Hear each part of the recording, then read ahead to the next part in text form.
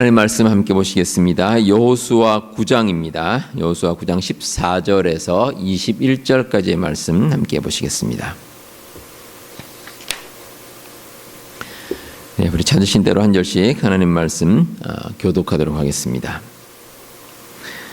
무리가 그들의 양식을 취하고는 어떻게 할지를 여호와께 묻지 아니하고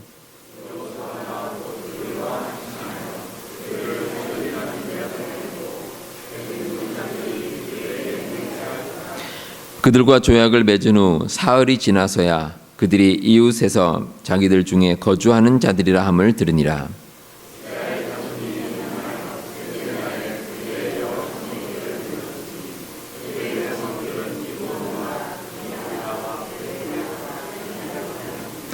그러나 회중 족장들이 이스라엘의 하나님 여호와로 그들에게 맹세했기 때문에 이스라엘 자손이 그들을 치지 못한지라. 그러므로 회중이 다 족장들을 원망하니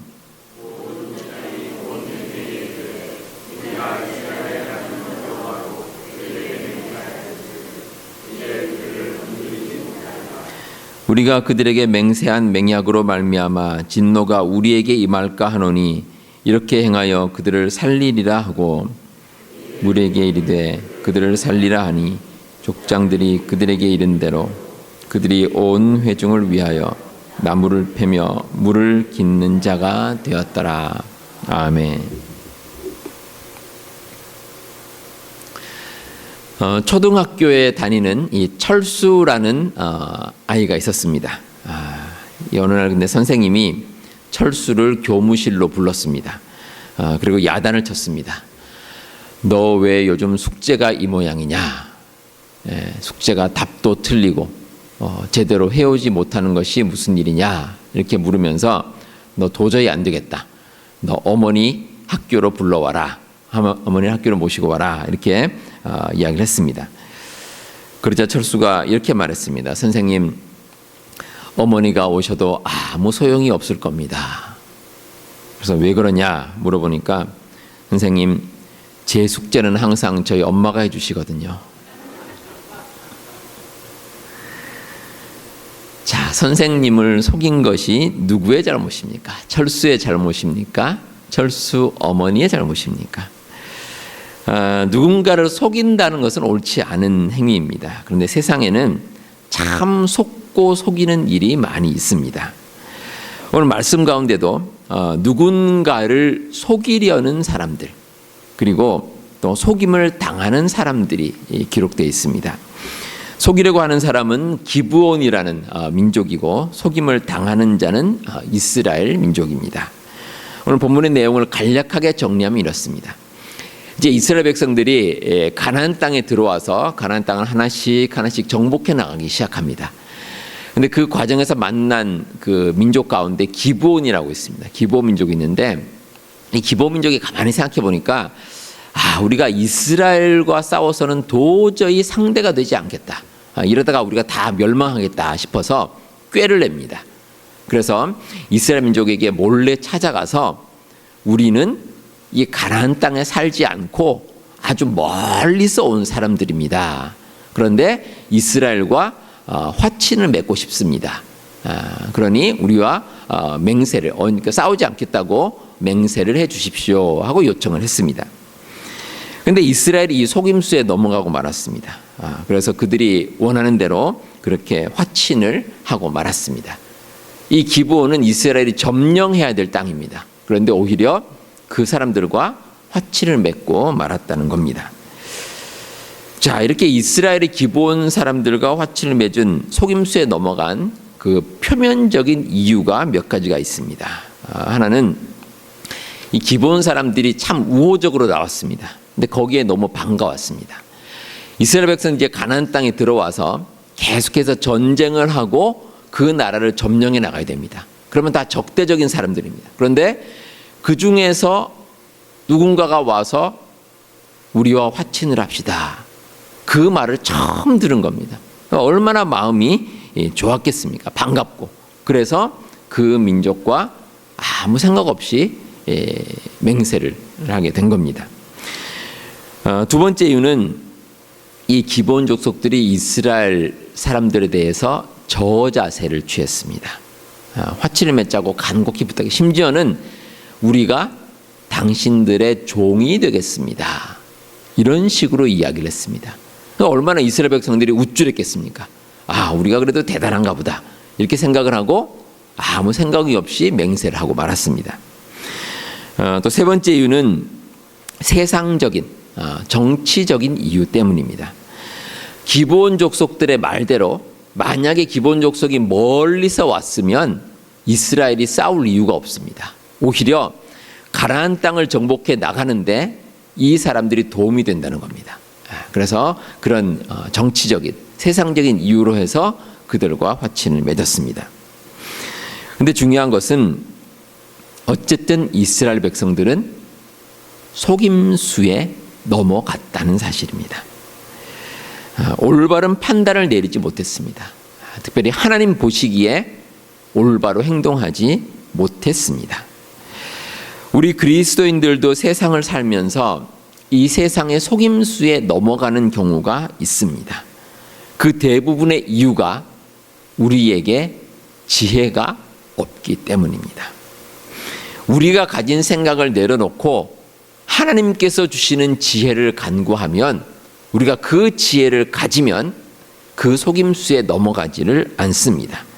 그렇다면 어떻게 해야 하나님의 지혜를 우리가 받을 수가 있을까? 오늘 한번 본문 통해서 함께 한번 묵상해 보도록 하겠습니다. 자, 일단은 우리가 기브온 족속들, 기브온 민족의 입장부터 한번 살펴보겠습니다.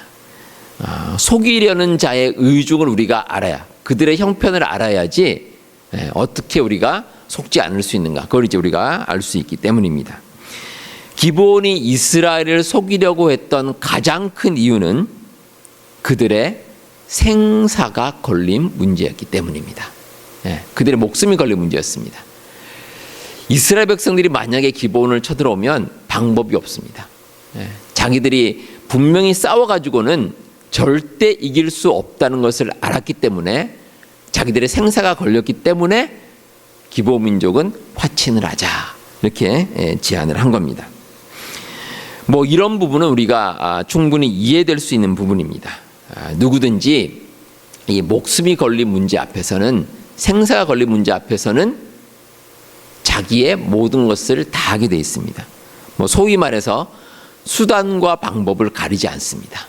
어떻게든지 먹고 살려고 그렇게 노력을 하기 때문입니다. 제가 미국에서 사는 시간이 이제 하루하루 계속 지나다 보니까 가끔은 이제 한국의 삶이나 정서를 잊고 살 때가 있습니다. 그 한국에서 가끔 택시를 탔는데, 근데 미국에서는 거의 택시를 타지 않았기 때문에 그때 기억이 좀 가물가물합니다. 근데 한국에서 왜 그 엄청나게 빨리 달리는 택시를 뭐라고 그러죠? 자, 기억하시네요. 총알 택시. 이 총알처럼 이렇게 빨리 간다 그러죠. 총알 택시다 이렇게 이제 부릅니다. 근데 제가 한국에 있을 때는 몰랐는데 미국에서 지내면서 그 총알 택시를 잊어버렸습니다. 그러다가 제가 한 8년 전쯤인데 한국을 한번 방문했습니다. 방문했는데 그때 택시를 탔는데 깜짝 놀랐습니다. 그동안 잊고 있었는데 그 택시가 얼마나 빨리 달리는지 저도 모르게 그 택시 손잡이를 잡고 막 그랬습니다.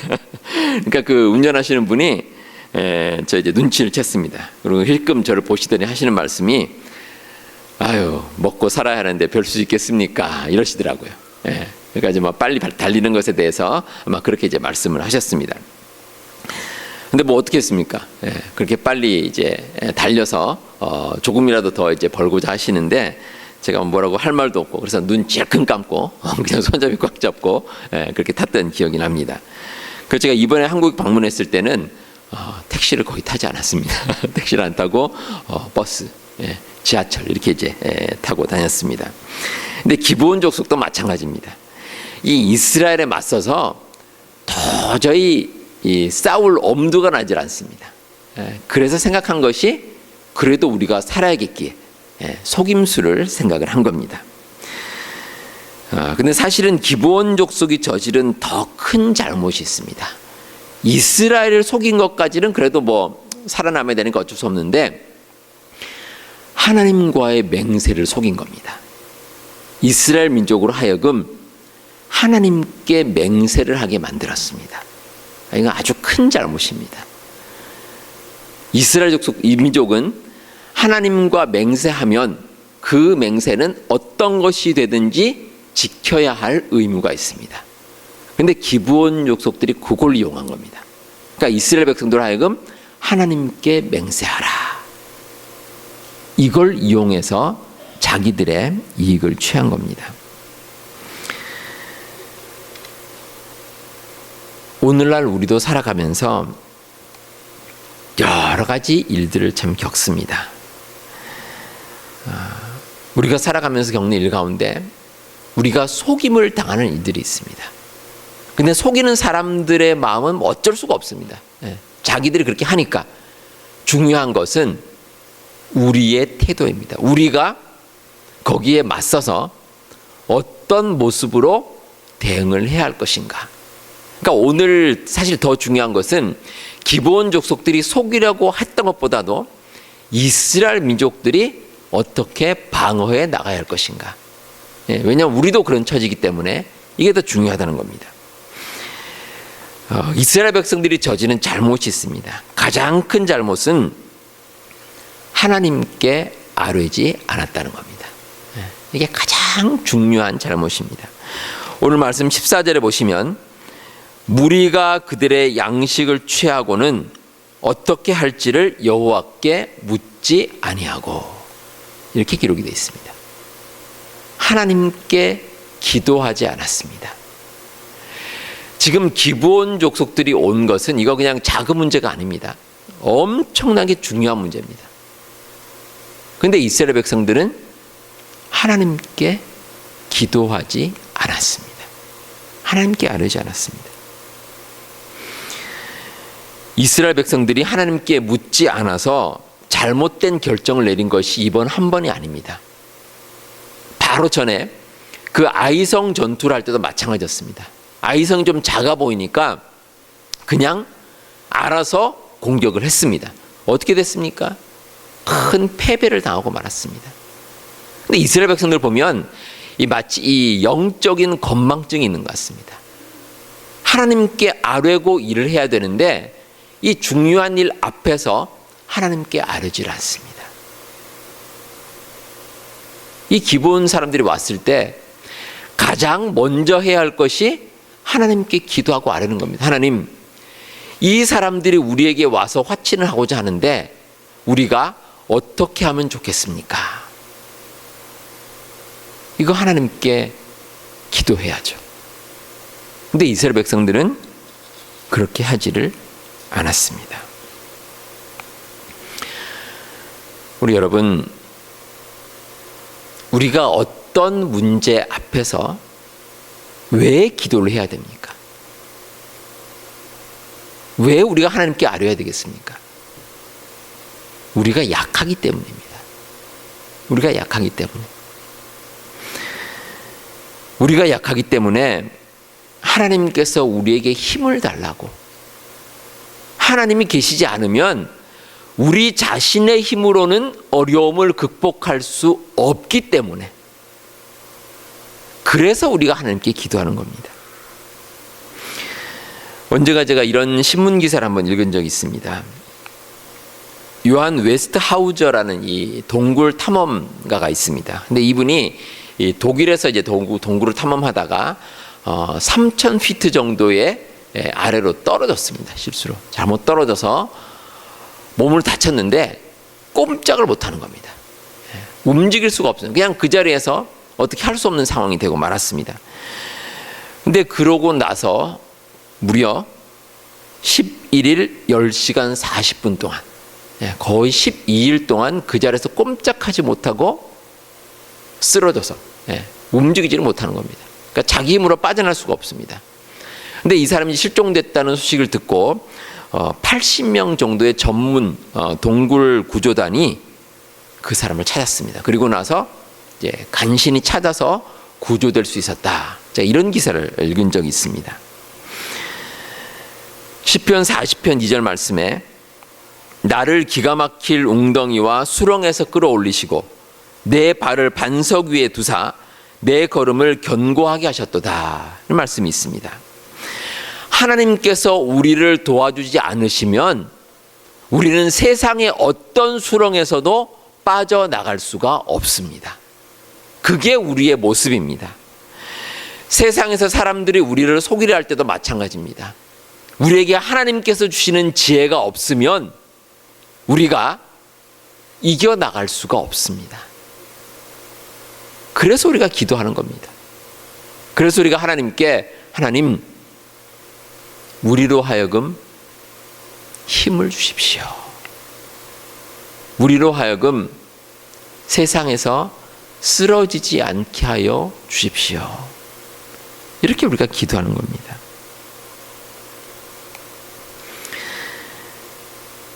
이스라엘 백성들이 기브온 족속을 만났을 때 기도하지 않았습니다. 그리고 또 한 가지 큰 실수를 저질렀습니다. 욕심 때문입니다. 그들의 욕심 때문에 판단력이 흐려졌습니다. 오늘 말씀 8절과 9절에 보시면 이 기브온 사람들이 이스라엘 백성들에게 옵니다. 그런데 아무리 봐도 이상합니다. 처음에 여호수아가 이제 묻습니다. 너희들이 누구며 어디서 왔느냐? 그러니까 기브온 사람들이 하는 말이 이렇습니다. 심히 먼 나라에서 왔습니다. 이렇게 대답을 합니다. 자, 여러분들, 이거 좀 이상하지 않습니까? 제가 만약에 우리 집사님 어디서 오셨습니까? 이렇게 제가 여쭤보면 뭐라고 그러십니까? 뭐 사는 동네를 얘기하죠. 뭐 예를 들어서 뭐 시카고에서 오셨으면 시카고에서 왔습니다. 아니면 저는 샴버그에서 왔습니다. 아니면 윌링에서 왔습니다. 이렇게 이제 얘기를 합니다. 사시는 곳에 얘기하는데 제가 여쭤봤는데 먼 곳에서 왔습니다. 아무래도 이상합니다. 뭔가 자기 마음에 이 걸리는 게 없으면, 뭔가 숨기려는 게 없으면 분명하게 이야기를 합니다. 근데 기브온 사람들은 어디서 왔냐 그러니까 심히 먼 곳에서 왔습니다. 이 말 딱 들으면 아무래도 이상하다. 이렇게 우리가 생각할 수가 있다는 겁니다. 7절에도 그와 관련된 구절이 나옵니다. 이스라엘 사람들이 이 기브온 사람들에게 이르기를 너희가 우리 가운데 거주하는 듯하니 우리가 어떻게 너희와 조약을 맺을 수 있으랴. 이렇게 얘기를 합니다. 그러니까 기브온 사람들 말을 가만히 들어보니까 이 사람들 말투가 가나안 사람들 말투인 겁니다. 비슷해요. 가나안 사람들 같습니다. 그러니까 말투 들어보니까 너희들이 이 근처 사는 것 같은데 우리가 어떻게 너희하고 조약을 맺을 수가 있느냐. 이렇게 이스라엘 백성들이 이야기를 한 겁니다. 이 말투는 사람이 아무리 속이려고 해도 속일 수가 없습니다. 우리 여기 이제 미국에서 자라는 2세들 보면 뭐 저희 애들도 그렇지만 말투 들어보면 압니다. 아무래도 뭔가 다릅니다.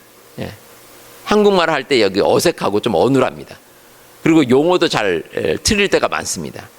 이 한국에서 주로 자라난 1세들은 이 양말을 어떻게 한다 그러죠? 신죠. 그런데 애들은 가끔 양말을 입는다 그럽니다. 그거 딱 들어보면 알죠. 우리 1세들은 양말을 입는다고 결코 얘기하지는 않습니다. 그러니까 그런 말투나 말을 들어보면 분명히 이 사람이 어디서 왔는지 대충 알 수가 있습니다. 그런데 왜 속았겠습니까? 욕심 때문에. 이스라엘 사람들이 욕심 때문에 판단력이 흐려진 겁니다. 그래서 그들과 그냥 덜컥 화친을 맺고 말았습니다. 자, 이런 이스라엘의 모습을 통해서 하나님께서 우리들에게 주시는 교훈이 있습니다. 우리가 신앙생활 할 때 지혜롭게 하라는 겁니다. 지혜롭게. 하나님의 지혜를 가지고 신앙생활을 하라라는 것입니다. 마태복음 10장 16절에 예수님께서 이렇게 말씀하십니다. 보라, 내가 너희를 보냄이 양을 이리 가운데로 보냄과 같도다. 그러므로 너희는 뱀같이 지혜롭고 비둘기같이 순결하라. 뱀같이 지혜롭고 비둘기같이 순결하라. 그러니까 지혜롭고 순결하라, 이런 뜻입니다. 순결한 것과 지혜로운 것은 반대말이 아닙니다. 신앙생활할 때 둘 다 필요합니다. 지혜로운 것의 반대말은 순결한 것이 아니라 어리석음입니다. 어리석은 것. 우리가 지혜롭고 순수한 것, 이 두 가지가 우리의 신앙 가운데 다 필요하다는 것입니다. 그런데 어떤 분들은 이 속임을 당하고 나서 얘기합니다. 이 순수하고 순진한 나를 속였다, 이렇게 얘기를 하는데, 가만히 보면 우리가 속을 때 우리의 욕심이 들어갈 때가 많습니다. 우리 욕심 들어갈 때가 정말 많이 있습니다. 근데 여러분, 세상에 엄청난 것을 공짜로 주겠다, 이런 건 없습니다. 이런 건 없습니다. 뭔가 이상하기 때문에, 그래서 우리가 의심을 해보는 것이고 또 거기에 속아 넘어가는 겁니다.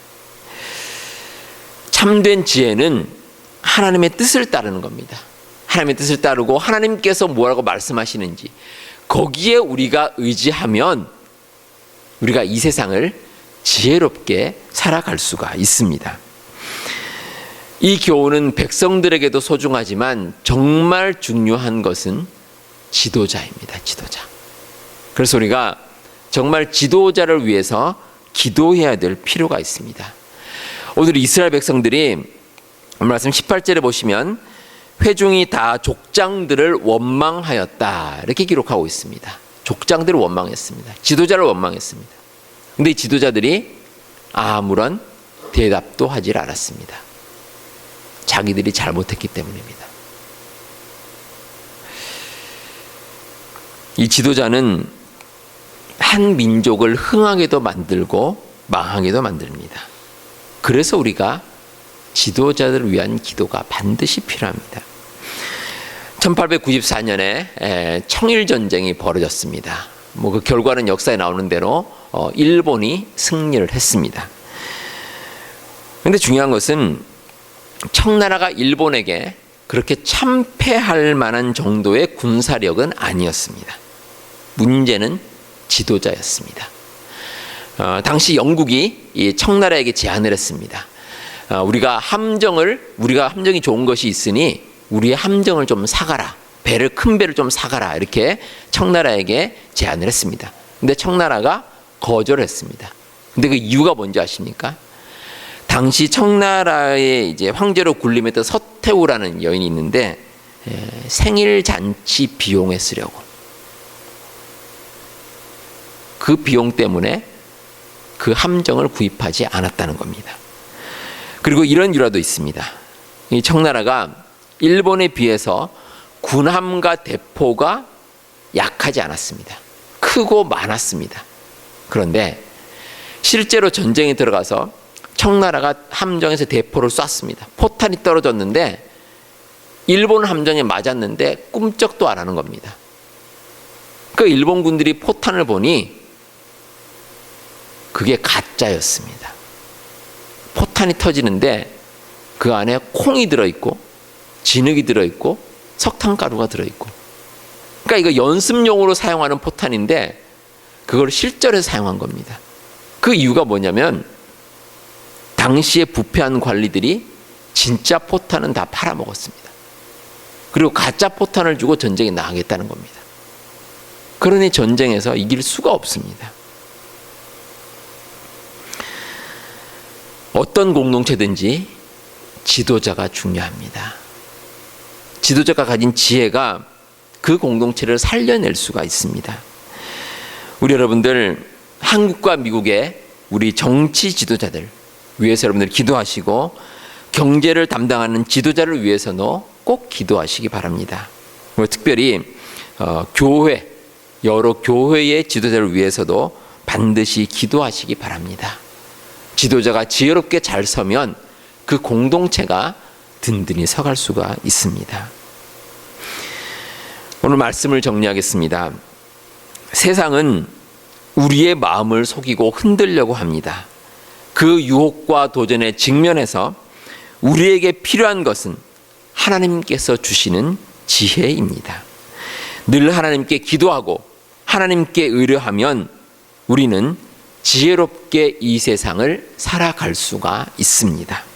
여러분들의 삶 가운데 이런 지혜로운 마음을 가지시고 세상을 이기며 사시는 우리 성도님들 다 되시기를 바랍니다. 기도하겠습니다.